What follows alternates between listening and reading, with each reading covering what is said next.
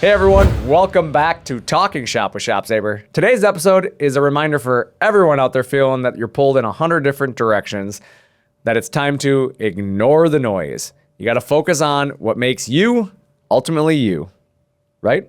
Correct. Well, first though, I'm your host, Brandon Bombardo, here with the all-dependable Nick Peters. All dependable? Yeah, you're dependable. Wow. It's like the nicest thing you ever said to me. Thanks. Appreciate I've turned that. over a new leaf I really today. appreciate that. I like your shirt. Thanks. It's a little off ShopSabre blue, but it's close. I wonder if I can paint the gantries that color. That'd be sick. Oh, do like a wrap like that. That'd be cool. Like get a sticker wrap that has that like multicolored blue. Are you saying we're going to start doing customized machines? No. Oh. But it would be cool to do in that color. I mean, I like it. I don't know. I've now stared at you for 15 seconds during this It's kinda- episode, so I'm kinda going to weird. stare back up there. It's really weird. Yeah. I do like that shirt. Thanks. I like yours Anyways, too. moving on. Like I said, all the noise in the world, everything going on. Hopefully you could tune it out a little bit and obviously focus on yourself a little bit. I think as you kind of think about what I mean by that, it's the social media stuff. It's the competitors you're up against, the critics. I think there's a million critics out there all the time. The keyboard experts, as I like to call them, they're always loud. All of that stuff's loud, but none of them are building your shop, and none of them know your path. So none of them are going to be there at the late nights when you are. And I think that's where drowning out the noise and remembering that sometimes is important. So we're going to talk about turning out the distractions. We're going to lean into really what sets you apart. And I think it's going to be a good episode. I think we'll accomplish a lot of good stuff today. You know, a lot of opinions on these topics, I think. Yeah. I like it. I think it'll be good. Yeah. And I mean, obviously this is our opinion and everybody's entitled to their own, but this is our podcast. You know what they say? I'm not going to say it. I do know what this is. Hopefully everybody out there listening does too. And they're laughing just like That's funny. All right. But first, we're going to do our questions and comments. Yeah. All right. How about question number 1? Okay. I cannot believe I struggled through 200 episodes. Congrats. Me too. I don't feel like it's a question. That's a great comment, though. I'm shocked, too. I don't know how anybody's listened to me for 200 episodes. But in all seriousness, of course, thank you for your support. We wouldn't... Lucky for them, they only have to listen to you one day a week. Right? You got to listen Unlike to me some of every us, day. that get it every day. Seriously, though, in today's world, I know there's thousands of things pulling people in every different direction, vying for your attention. So we're humbled by your support and honestly, your continued interactions with us as a fan. So thank you to anybody who's tuned in for 200 episodes. I'm a little over 200 episodes now. So All 9,308 of you. that's pretty good. Yeah. I'll take it. I did my research for the show. Cool. Thanks, bud. Number 2. Thank you for showing the world what we do with these amazing machines. No, thank you for showing off your work. I'm going to assume this is an out and about or a video that had something to do with us highlighting their work. So obviously, we appreciate you allowing us to show it off. You know, we have a lot of customers who've invited us out to their shops to do out and abouts, and we've been able to showcase some really incredible people and stories and companies over the years. And obviously, we build machines. That's what we focus on. But you make them come to life. And so we appreciate our customers who are always willing to share their projects with us and obviously allow us to show what really, truly remarkable people we have running these machines. So It's, I don't know, it's pretty amazing when you think that you've seen almost everything you can see. right, And then somebody throws up a picture of something they created and you're like, oh, right, another new thing I haven't seen before. right. Yeah. Happens pretty much every day. I mean, I've literally grown up around these machines, and there's still things that I'm like, man, that was wild. Yeah. You did that. for It sure. just blows me away. So It's pretty awesome. Number 3, last one. This might get long-winded, right? Maybe. I feel like you got a good answer coming here. okay. I've seen a video talking up Helical Rack and Pinion from a competitor. Any rebuttal? Yeah, there's a long-winded answer here, I guess. I've mentioned it before. Rack and pinion and ball screw, it's a common discussion, right? I mean, it's something that comes up quite often. If you take out opinions, that's what I always try to remind people. Like as a customer, if you're listening to this, like take out the opinions and the favoritism, because there's going to be truly facts sitting there, right? And if you rely solely on the facts, I don't feel like there's much discussion to be had here. Both products, or both technologies, if you will, exist because of the fact that they both bring unique, I guess, advantages, right? I mean, they both exist for a reason. Otherwise, they wouldn't exist. So, but the facts always remain when you're comparing them head to head. Ball screws are a higher precision. They offer better repeatability due to their inherent design. And nobody can argue that if they're truly looking at the facts, because naturally a ball bearing is going to hold a tighter positional tolerance. And oftentimes, depending on the quality of ball screw, you're going to have 0 to low backlash, which is ideal for detailed work and specifically tight tolerance demands and applications that accuracy is noticed in. So that would be your 3D molds. If you're a mold maker, cabinet makers, they notice it specifically in like a lot of MDF door applications.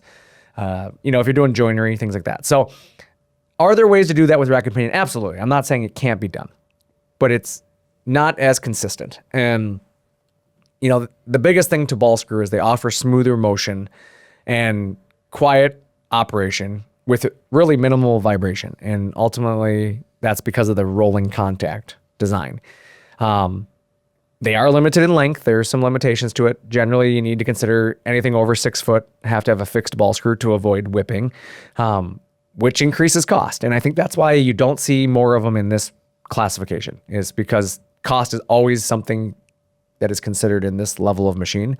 And so you have to think about that.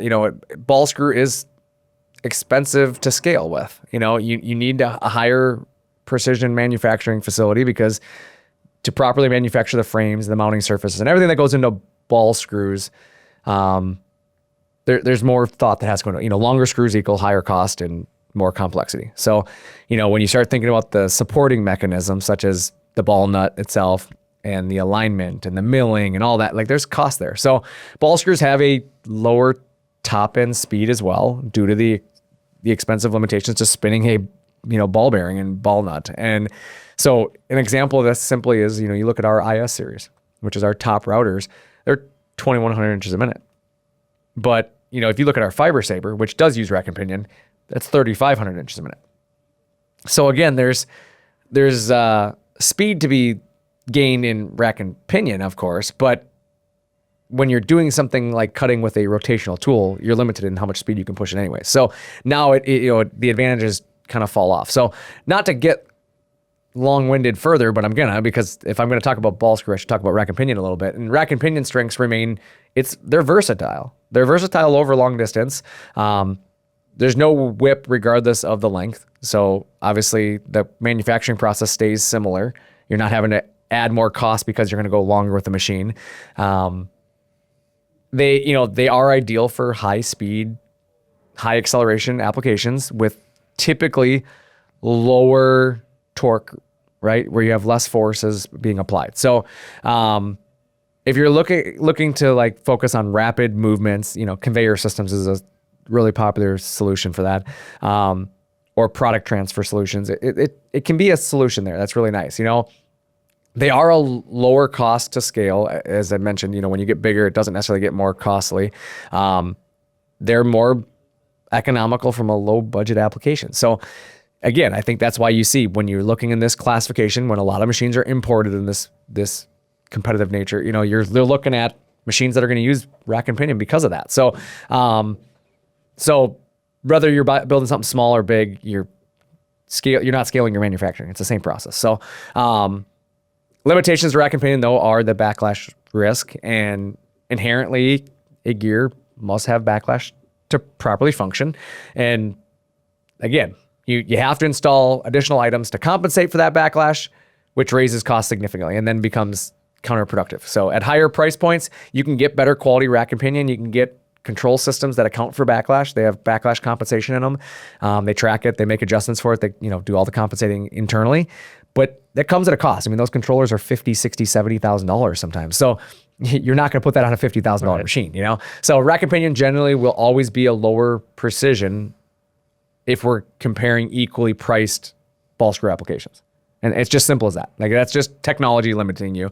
So if you look at applications themselves, you need to understand, what are you focusing on? Is it longevity? Is it precision? Then maybe ball screw's right for you. Or are you concerned more about economic impact, right? What is my cost? Or I need to go super fast. I'm not putting a lot of load against it. Well, then maybe Rack and Pinion is the right solution. So fortunately, ShopSabre builds machines with both technologies. So we can finish with that, is that we offer you a solution that fits your budget, and it's we're budget friendly generally. Rack and Pinion for industrial applications and fine detail work, I would say ball screw is the way to go, but Rack and Pinion is great for that budget solution. So again, if you're willing to spend $150K, you can consider Backlash Compensation Solutions, and you can possibly become more comparable with a Rack and Pinion machine when you're comparing to ball screw. But if Rack and Pinion were truly superior, and I just remind people that all milling centers would be using them, and they don't. And every CNC router and every CNC plasma and even lasers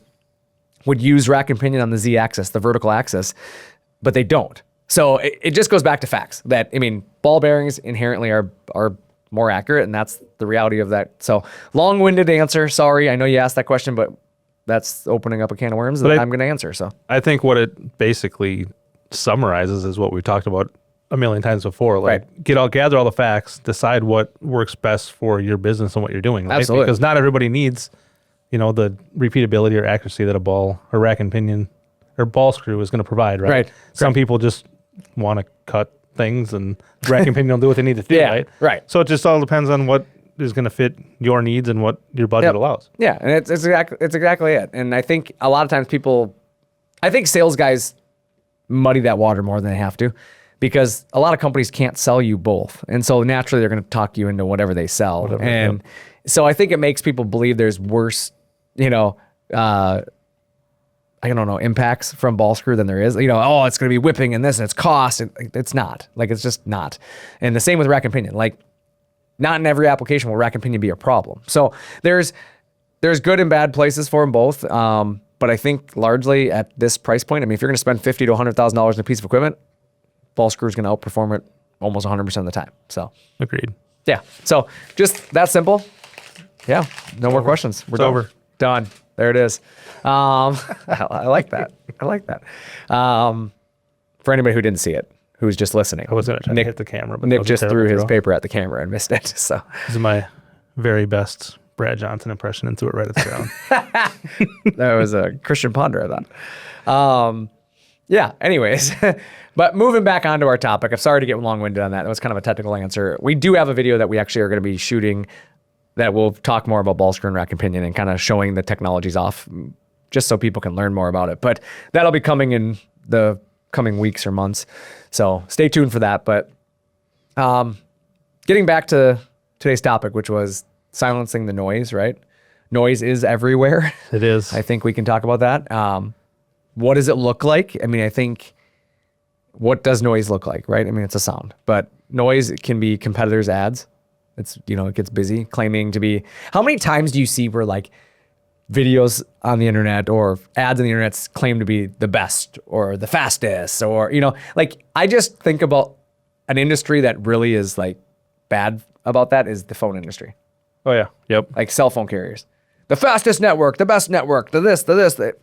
Everybody can't be the best. Right. Like, but they all claim to be. And people don't care because they're either going to be an iPhone person or an Android person. They don't care. But I'm not even talking about that. I'm talking about the service itself. Oh, well. Like, you start looking at the big name companies out there, and that you're all using similar cell towers and all that, and it's just like, I don't know. But to say you're better, faster, cheaper, whatever, like, it can be a little bit noisy. And especially as a business owner, it can be a little bit overwhelming because everybody's claiming something against you, right? Right. My favorite is strangers online. Like, it's getting worse. Strangers online criticizing companies, whether it's their pricing or their processes. Like, I don't even go to the comments anymore when I look at ads, because the comments are just full of haters.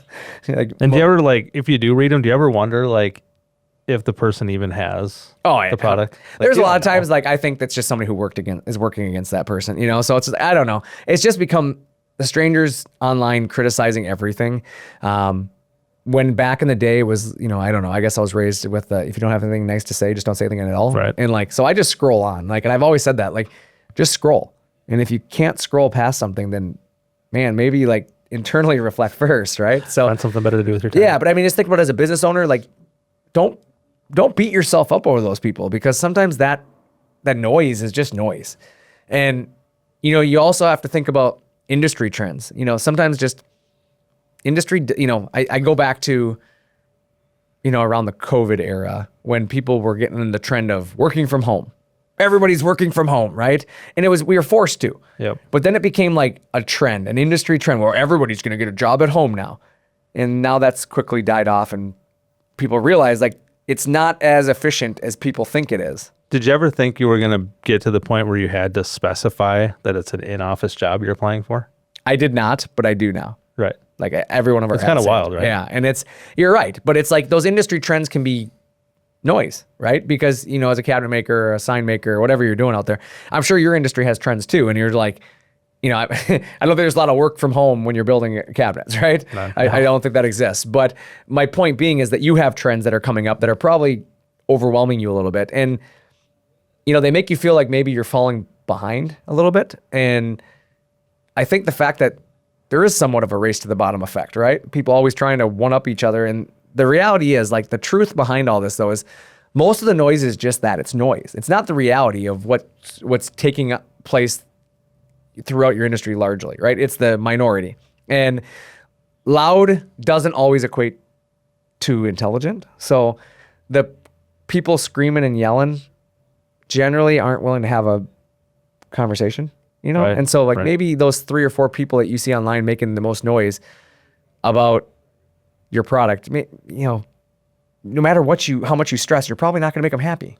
Well, and I think too, like, maybe just take a second and step back from it and think about what those people said. Right. And be like, are those things actually something I'm doing wrong within my business? Right. Or is it something that I did wrong at some point? And if the answer is no, Right. then obviously it's a simple answer. And we all make mistakes. Sure. And it's okay to make a mistake, and just own your mistakes. And if people can't understand that you're human and you make mistakes, then like don't beat yourself up over that.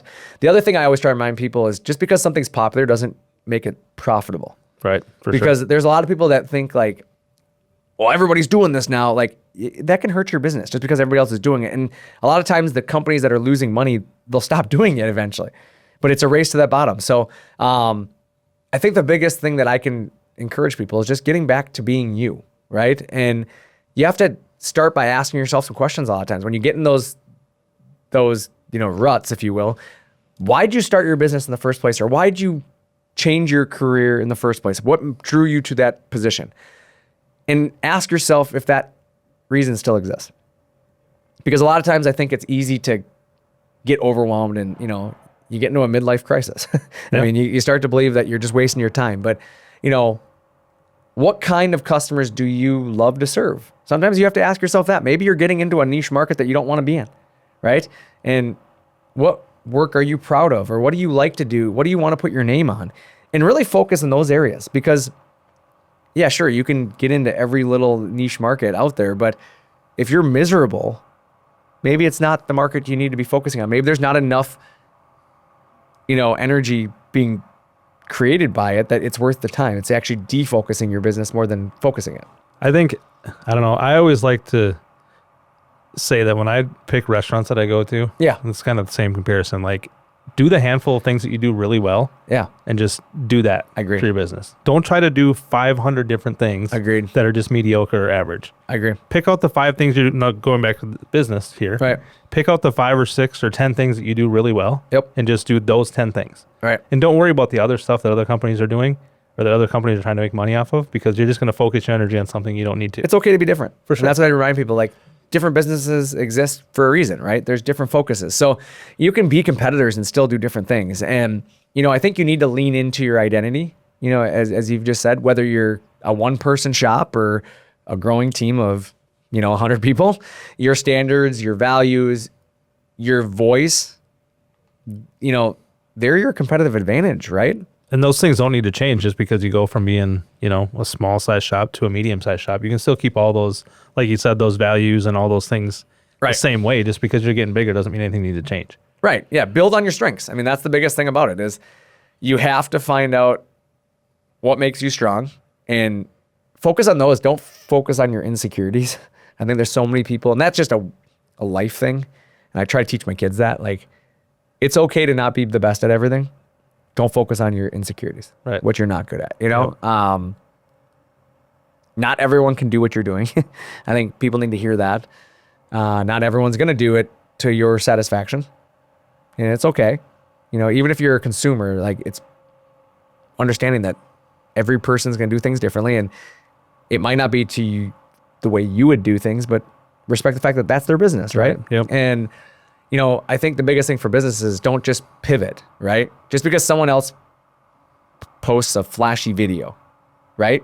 Yep. Let's talk about that. Like, you start to think about social media trends and everything out there. You know, don't drop your price because someone else is desperate, right? You don't know what they're going through. You know, you don't know that they're running this flash sale because they have a bunch of inventory they haven't moved, and they're at this point they don't care if they lose money on it. They just want to get it off their shelf. Yep.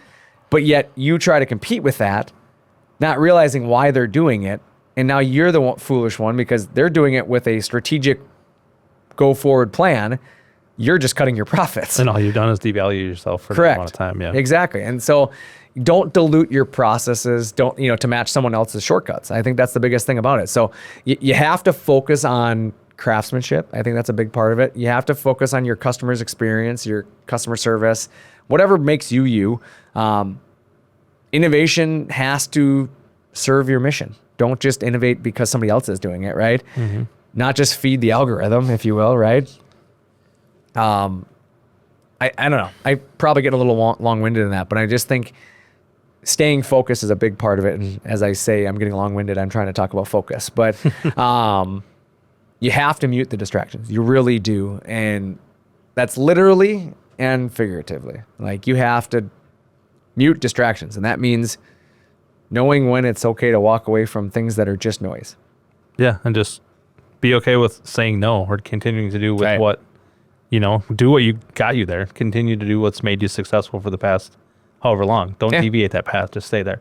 You have to set boundaries too. I do this with my kids. It's something I talk about with my 10-year-old, is setting a boundary for content consumption. Because especially as like a 10-year-old, I think about it. And we were talking about this the other day, me and my wife. We talked about like raising kids in today's world. And I know my parents and the generations before me are going to think I'm crazy, but it's raising a child in today's world, I feel like has to be more difficult 100%. while simpler. Does that make sense? Yeah, I think so. Because it's more difficult because there's so many places for your child to get influenced from. Yep. Where like 10, 20 years ago, they didn't have the internet. They didn't have the ability to influence. Like, I didn't have the ability to be influenced by these TikTokers and YouTube. Right. None of that was an influence on me. I didn't pick up bad habits there. I picked them up on the bus, right? Like, yep. So I picked them up from people around me, which was easier, right? Yep. But 100%. the reason I say it's simpler as well is because parents don't have to always parent nowadays. Like, they can set an iPad in front of their kid and walk away. Where like my parents had to be very hands-on, because if you didn't keep a child busy, they were going to pick up a crayon and draw on the wall.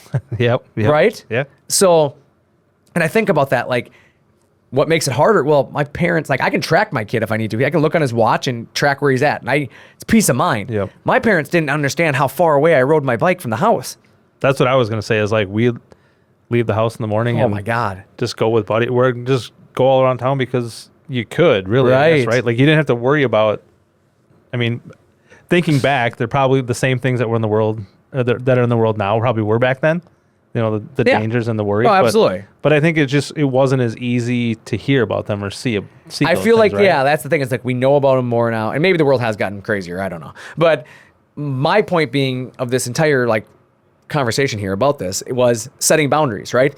And that content consumption. Like, I only let my kids watch so much, YouTube, if you will, right? Same. Yep. And I let them play video games, and I don't limit them a whole lot on it, but they understand that I will limit them if they start consuming too much of it. Right. So like my kids self-regulate their video gaming, which I love because I have two incredible kids and I'm very proud to be their dad, but they know when it's time. Like, they've been on the video game and they're like, you know what, Dad, I'm going to get off the video games. Let's go outside and throw the football. I'm like, yeah, let's do that. That's awesome. And I'll go out and throw football, or they'll jump on their four-wheelers and go ride four-wheelers for a little bit, but then they'll come back, jump on YouTube, do the thing. And I'm like, it's having that ability to set the boundaries that enough's enough, you know?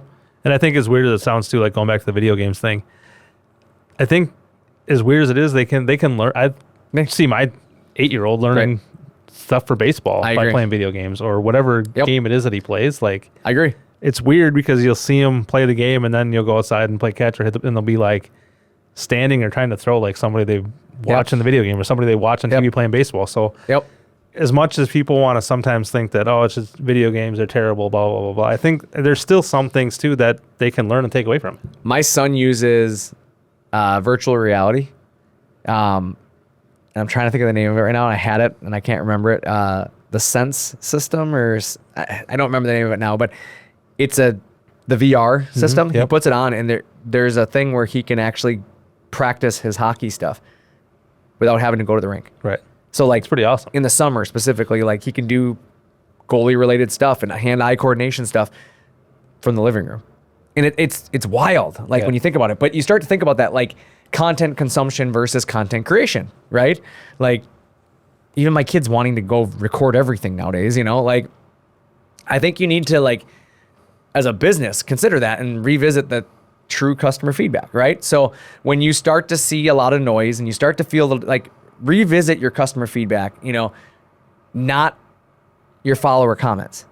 And I say that because somebody might follow you or might comment on your stuff with an alternative motive, right? Yep, for sure. And their whole thought process behind it is, I'm going to steer away from their business to my friend's company, or, you know, they might be getting a kickback or something to talk against your company. And you're focusing on that person when you could be focusing on what true customers are saying about you. Yep. And I think that's what people need to realize is that, and I was really bad about this for a while, is I used to like really take it to heart. And I've gotten really good at just like, if somebody's really that upset at me or doesn't, they're going to pick the phone up and call me. Yep. And we'll deal with it. If it's like a real concern or a real issue correct. to have it, We'll deal with it in a professional manner. If you're just out there trying to be big bad wolf, you know, creating a bunch of disruption, I'm going to go wee all the way home. But I think that's a hard thing to learn though too, right? Yeah. Like you said, at first you just because you naturally care that much about like what people think about your company or your business, whatever, like you're naturally going to you take pride. Yeah. And you want to like either defend it or make sure that the person's taken care of. And then you find out that maybe they're not even a customer or whatever. Right. So it's hard to like, I don't know, separate the two and have that distinction of. And it's just understanding like balance, right? Yeah. And inviting people to call you. And I mean, I've made my number so available that people know how to get in touch with me. Right. But you have to make business decisions based on data and direction, not your emotion. Right. And I think it's easy to get caught up in emotion. So that's really what this is about, is blocking out that noise and finding a way that even when things feel like you're doing something wrong, is reevaluate and find out, am I really doing something wrong, or is this just an emotional reaction to something, you know? And again, you're going to have crabby people and somebody's going to have a bad day, and everybody's entitled to a bad day. I have them. I've reacted poorly to situations in the past, and I've tried to learn from them. Even when I was younger, like I used to make comments about products online, and I realized one day that if I want to, you know, expect more from my customers, then I need to practice what I'm preaching. And so I really made a conscious effort to, like, when I'm upset about a product, I don't go bash them online. I call the company.